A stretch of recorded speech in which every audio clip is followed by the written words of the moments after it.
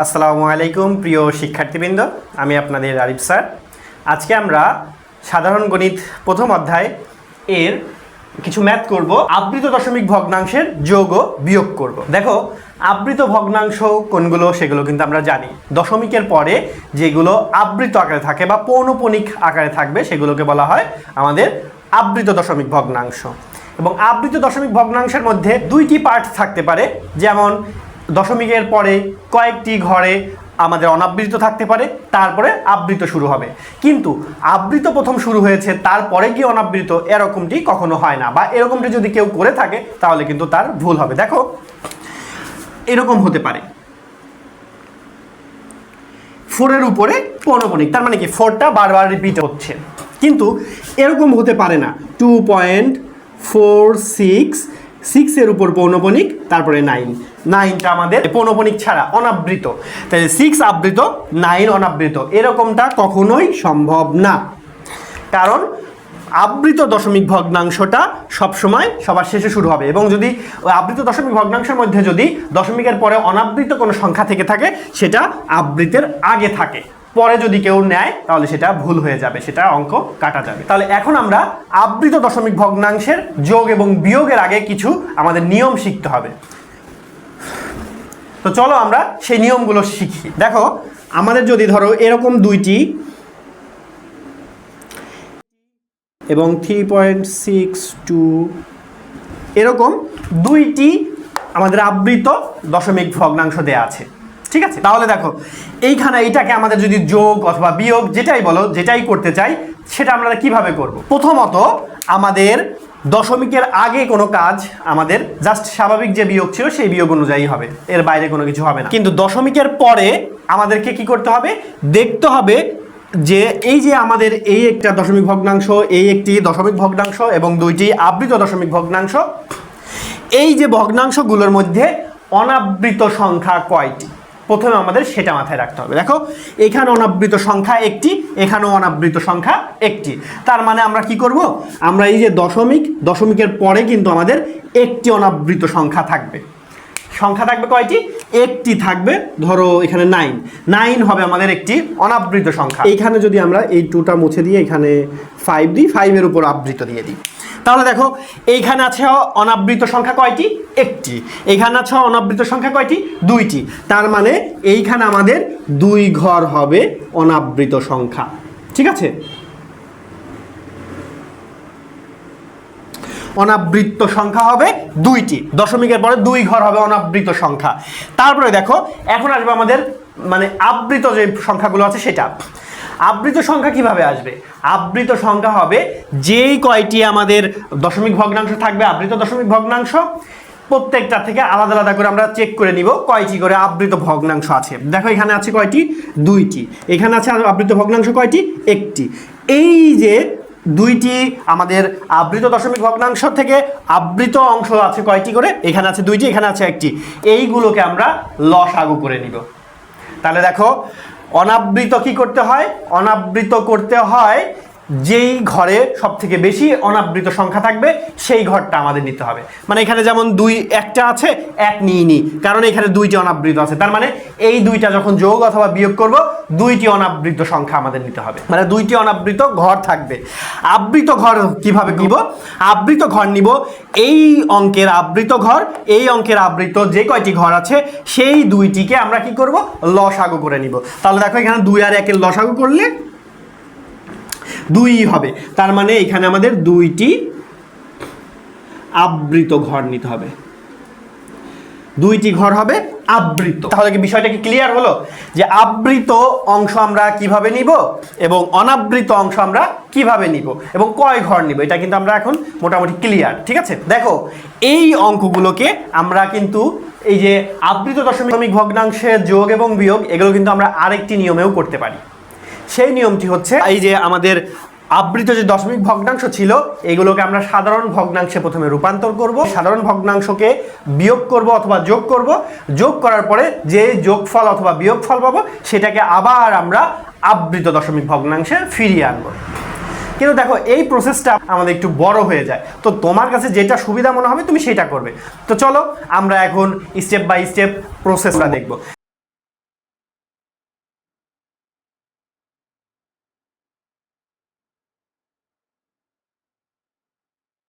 দেখো আমি এখানে একটি অঙ্ক নিয়েছি, 3টি আবৃত দশমিক ভগ্নাংশ নিয়েছি আর বলেছে যোগ করো এই 3টিকে। এখন দেখো এই 3টি যোগ করার আগে কিন্তু আমাকে ওই যে প্রসেসটা মনে রাখতে হবে যে এখানে আবৃত সংখ্যা আছে কয়টি, অনাবৃত সংখ্যাগুলো আছে কয়টি, সেগুলোর আবার লসাগু করতে হবে। এগুলো আমাকে কিন্তু আলাদাভাবে করে নিতে হবে। তো দেখো এইখানে আমরা যখন তাকাবো এইখানে কোনো অনাবৃত সংখ্যা নেই, এইখানে অনাবৃত সংখ্যা আছে একটি এবং এইখানে অনাবৃত সংখ্যা আছে 2টি। তার মানে আমাকে কি করতে হবে, আমার টোটাল অনাবৃত সংখ্যা থাকবে 2টি, কারণ এখানে সর্বোচ্চ অনাবৃত সংখ্যা আছে 2টি। তার মানে আমাদের প্রত্যেকটাতেই অনাবৃত সংখ্যা রাখবো 2টি করে। এখন আমরা আবৃত সংখ্যা দেখি। প্রথমটাতে আমাদের আবৃত সংখ্যা আছে 2টি, তারপরে আছে আবৃত সংখ্যা আছে 2টি, তারপরে আবৃত সংখ্যা আছে 3টি। দেখো 1 2 3টি, এই 3টি আছে আবৃত সংখ্যা। এখন আমরা এই আবৃত সংখ্যাগুলোকে লসাগু করব। প্রথমে 2 দ্বারা দিব 1 1 3। এখন এইগুলোকে আমরা গুণ করব, তাহলে 3 × 1 × 1 × 2। তাহলে কত হয়, 2 1 কে 2, 2 1 কে 2, 3 2 6। তার মানে কত হয়ে গেল, 6। তার মানে আমাদের আবৃত সংখ্যা থাকবে মোট 6। তার মানে আমরা এখন কি করব, আমরা এই যে এই সংখ্যাগুলো আছে প্রত্যেকটা সংখ্যা কি করব, 2টি করে অনাবৃত রাখবো এবং 6টি করে আবৃত সংখ্যা রাখবো। ঠিক আছে, দেখো আমরা প্রথমে 3.89 এইটাকে আমরা প্রথমে অনাবৃত থাকবে 2টি আর আবৃত থাকবে 6টি। ঠিক আছে, 6 ঘর। তাহলে আমরা সেটা করে নিই। প্রথমে আমরা 3.89 এই দুইটা দেখো অনাবৃত করে ফেলেছি। তারপরে 8 9 8 9 8 9, এই যে এইখানে একটা এখানে একটা পৌনঃপুনিক দিয়ে দিলাম। তার মানে 8 9 8 9 8 9 এইভাবে ও বাড়তে থাকবে। তার মানে 8-এর উপর পৌনঃপুনিক দেখো 6 ঘর আছে, কিন্তু 1 2 3 4 5 6 ঘর কিন্তু আমরা কিসে নিয়ে আসলাম, আবৃতে নিয়ে আসলাম। দেখো এই 6 ঘর যে আবৃতে নিয়ে আসলাম এবং 2 ঘর যে অনাবৃতে নিয়ে আসলাম, এর মানে এই নয় যে আমাদের এই মানটা পরিবর্তন হয়ে গিয়েছে, মান কিন্তু আমাদের সেমই থাকবে। এবার আমরা দ্বিতীয়টা করি। 2.178 7-8 এর উপর পৌনঃপুনিক। তার মানে আমরা এখানে লিখব 1.17, কারণ আমরা কি করব, 2 ঘরকে অনাবৃত রাখবো। তারপরে আছে কত, 8 7 8 7 8 7, কারণ দেখো 7 8 ছিল, 7 তো আমরা অনাবৃতে নিয়ে এসেছি। তার মানে 8, তারপরে আসবে 7, এরপরে কিন্তু 7 আসবে। তার মানে 8 7 8 7 8 7 করে আমাদের বাড়তে থাকলো। এখন 8-এর উপর আমাদের পৌনঃপুনিক, 7-এর উপর পৌনঃপুনিক, এবং এখানেও কিন্তু আমাদের অনাবৃত ঘর আছে 2টি, আবৃত ঘর আছে 6টি। এখন আমরা পরেরটা নিব, 5.89798। তার মানে এখানে আমাদের দেখো 5.89, 2 ঘর কিন্তু আমাদের অলরেডি অনাবৃত আছে। এইবার আমরা আবৃত ঘরগুলো নিব। 798 798, 7-এর উপর পৌনঃপুনিক, 8-এর উপর পৌনঃপুনিক। দেখো এখানেও 6 ঘর হয়ে গেল। বিষয়টা কি ক্লিয়ার? তাহলে এখন আমাদের কি করতে বলেছে, এগুলো যোগ করতে বলেছে। এখন আমরা এই মানগুলো যোগ করে দিব। দেখো এই মানগুলো যোগ করে দিব, কিন্তু যোগ করার আগে আমাদের একটা জিনিস মাথায় রাখতে হবে। সেই জিনিসটা হলো, যখন আমরা আবৃত দশমিক ভগ্নাংশর যোগ অথবা বিয়োগ যেটাই করব না কেন, আমরা এক্সট্রা 2 ঘর ভ্যালু নিয়ে রাখবো। তাহলে দেখো আমাদের কি হচ্ছে, আমরা কিন্তু মেইন ভ্যালু বসাবো এইখান থেকে মেন ভ্যালু বসাবো, কিন্তু এখানে আমরা এক্সট্রা 2 ঘর নিয়ে রাখবো। তার মানে কত, 8 9, এখানে হবে কত, 8 7, এখানে 8 আছে, 8-এর পরে কি আসবে, 7 9। দেখো এক্সট্রা 2 ঘর নিয়ে রাখলাম। কেন নিয়ে রাখলাম সেটা কিন্তু তোমরা ম্যাথ করতে গেলে বুঝতে পারবে। এবং এইটা যদি আমরা এক্সট্রা 2 ঘর না নিই, তাহলে কিন্তু আমাদের এক্সট্রাভাবে আরও 2 যোগ করতে হবে, ওটা ঝামেলা হবে। ওই ঝামেলার দিকে আমরা যাবোই না। আমরা জাস্ট এই একটা নিয়ম শিখবো, এই একটা নিয়ম দিয়েই আমরা সারা জীবন কাজ চালিয়ে যাব, এবং এইটাই হবে তোমাদের কাছে সবথেকে ইজিয়েস্ট ওয়ে। তো চলো আমরা এখন এটা যোগ করব। আর যোগের যে সাধারণ নিয়ম, সর্বডান থেকে যোগ করতে করতে বসাতে সর্ববামে আসবো আমরা। ঠিক আছে, তাহলে এখন দেখো আমরা প্রথমে এগুলো যোগ করব। 8 আর 9 যোগ করলে হয় 16, 16 আর 9 যোগ করলে হয় কত, 25। তাহলে 25-এর 5 হাতে আমাদের 2, তাহলে 8 আর 8 16, 16 আর 2 হচ্ছে 18, 18 আর 7 হয়ে যাচ্ছে আবার 25, 25-এর 5। এই যে আমাদের হাতে আছে 2, এই 2 নিয়েই কাজ। দেখবা তোমরা বইয়ে অঙ্ক করা আছে, সেখানে কিন্তু এক্সট্রা 2 এই যোগ করার পরে এক্সট্রা 2 বসিয়ে দিয়েছে, কিন্তু আসলে দেখো ওই এক্সট্রা 2 আসলো কোথা থেকে, বইয়ে যেইভাবে দেওয়া আছে 887 হাতের এই 2 যোগ করলে হয়ে যাচ্ছে আমাদের 25, এইখানে 5 বসবে, হাতে থাকছে আবার 2, সেই 2 এর সাথে যোগ হয়ে গেছে লাস্টের লাইনে যোগ করেছে। ওটা আসলে কমপ্লিকেটেড, আমাদের ওগুলো দরকারই নেই, আমরা এইভাবেই শিখব। তো এখন আমরা কি করব, আমাদের হাতে কিন্তু 2 আছে, সেই 2 আমরা এইখানে বসাবো।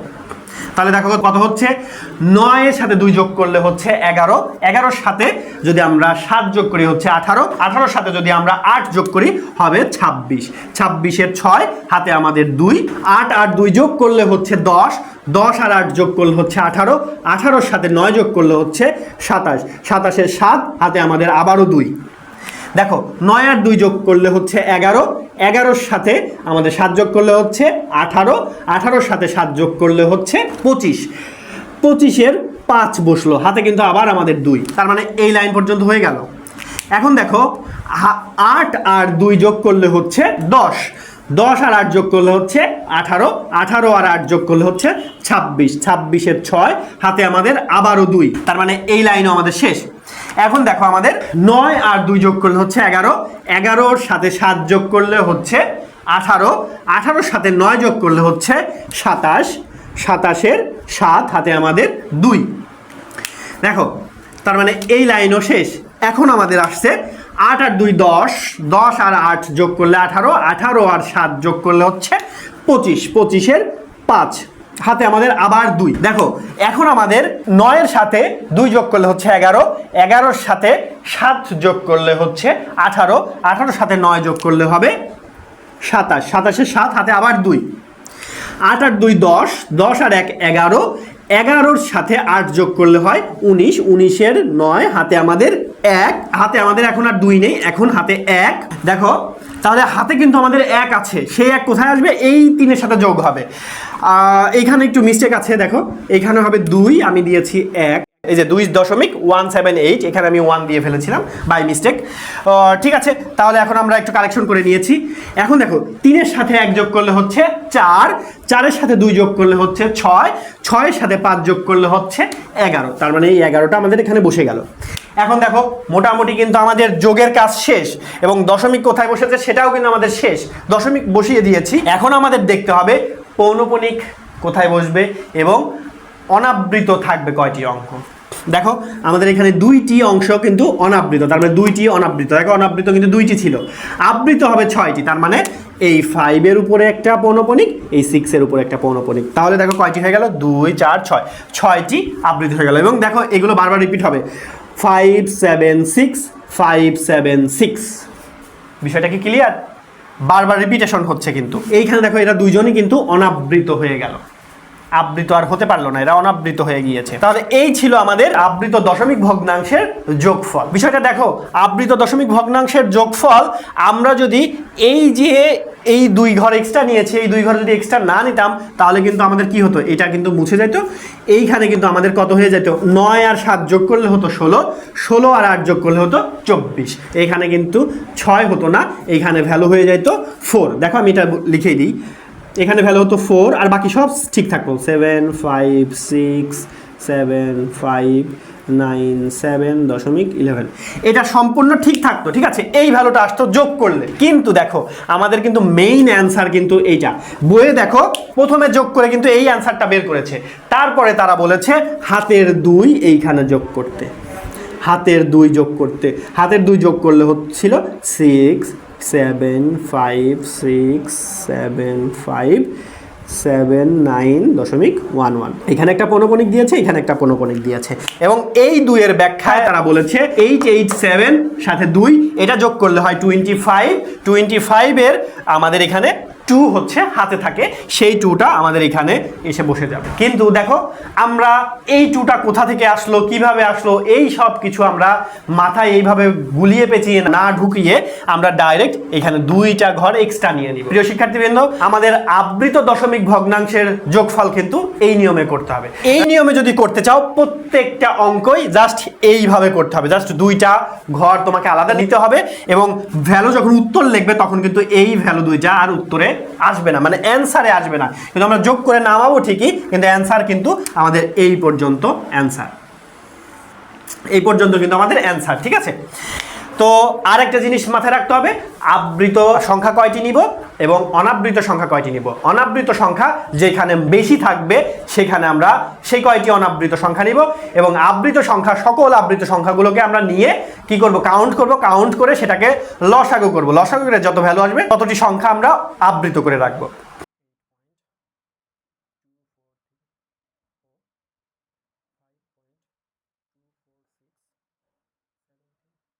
দেখো আমি একটা অঙ্ক নিয়েছি, এটাকে বিয়োগ করতে বলেছে, তাই আমরা এখন বিয়োগ করব।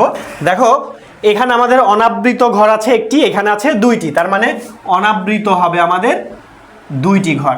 আবৃত ঘর আছে এখানে দুইটি, এখানে আছে তিনটি। 2 আর 3 এর লসাগু করলে হয় আবৃত হবে 6, 2 আর 3 এর লসাগু করলে হবে 6। তার মানে আমরা এখন এটা করি, তাহলে 8.243, 4 এর উপর পৌনঃপুনিক, 3 এর উপর পৌনঃপুনিক। এইটাকে যদি আমরা ভাঙি তাহলে হবে 8 দশমিক কয়টি অনাবৃত রাখবো, দুইটি, তার মানে 2 4। এবং এবার কি করবো, আবৃত করবো 6টি, তার মানে 3 4 3 4 3 4। এই যে আবৃত হয়ে গেল আমাদের 6টি, এবং আমরা এক্সট্রা দুইটি ঘর রেখে দেব, 3 4, দুইটি ঘর এক্সট্রা রেখে দিলাম। এখন আমরা পরেরটা করব, 5.24673, এইটাকে এখন আমরা অনাবৃত রাখবো দুইটি, আবৃত করব 6টি, তার মানে এখানে 5.24673 এবং 6 7, এই যে দুইটি ঘর আমরা এক্সট্রা নিয়েছিলাম। এখন এইটাকে আমরা কি করব, বিয়োগ করব। চলো বিয়োগ শুরু করি। 14 থেকে 7 বিয়োগ দিলে হবে 7, হাতে আমাদের 1, 6 এর 1 7 হয়ে গেল। 13 থেকে 7 বিয়োগ দিলে হবে 6, ঠিক আছে। তাহলে হাতে কিন্তু আমাদের থাকলো কত, 1, সেই 1 কোথায় আসবে, এইখানে চলে আসবে। তাহলে দেখো 4 হয়ে গেল, 4 থেকে 4 বিয়োগ দিলে কত হয়, 0, হাতে আমাদের কিছু নেই। এখন দেখো 13 থেকে 7 বিয়োগ দিলে কত হয়, 6, হাতে আমাদের 1, 14 থেকে 7 বিয়োগ করলে হবে 7, কারণ হাতের 1 এই 6 এর সাথে যোগ হয়ে যাবে, এবং এখানে যেহেতু 6 আছে, এখানে 4 আছে, 4 থেকে 6 বিয়োগ করা যায় না, এজন্য 14 ধরে নিব।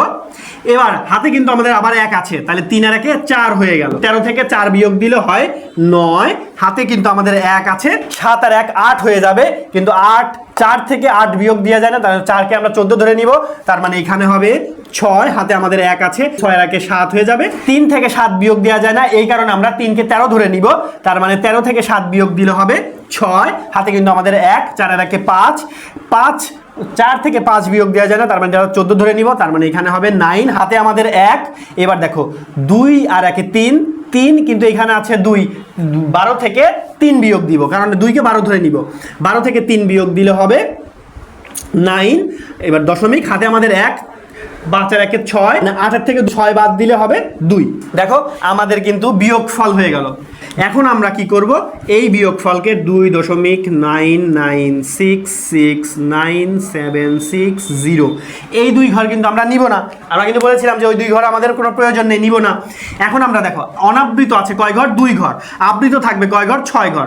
এই যে 2 ঘর পরে এই যে দিয়ে দিলাম 6 ঘর, তার মানে 669760, 669760, এইভাবে এটা বাড়তেই থাকবে, বাড়তেই থাকবে। বিষয়টা কি ক্লিয়ার? তাহলে দেখো এটাই হয়ে গেল আমাদের আলটিমেট বিয়োগফল। তো প্রিয় শিক্ষার্থীবৃন্দ, আজকের ক্লাসে কিন্তু আমরা আবৃত দশমিক ভগ্নাংশের যোগ কিভাবে করতে হয়, বিয়োগ কিভাবে করতে হয়, এবং যোগের যে বিকল্প একটি পদ্ধতি আছে সেই সেম নিয়মটা আমি বিয়োগেও করতে পারবো, সেই বিকল্প পদ্ধতিও কিন্তু আমরা শিখেছি। তো প্রিয় শিক্ষার্থীবৃন্দ, আজকের ক্লাস আমাদের এ পর্যন্তই। ভালো থাকবে, সুস্থ থাকবে, আমাদের জন্য দোয়া করবে। আল্লাহ হাফেজ, আসসালামু আলাইকুম।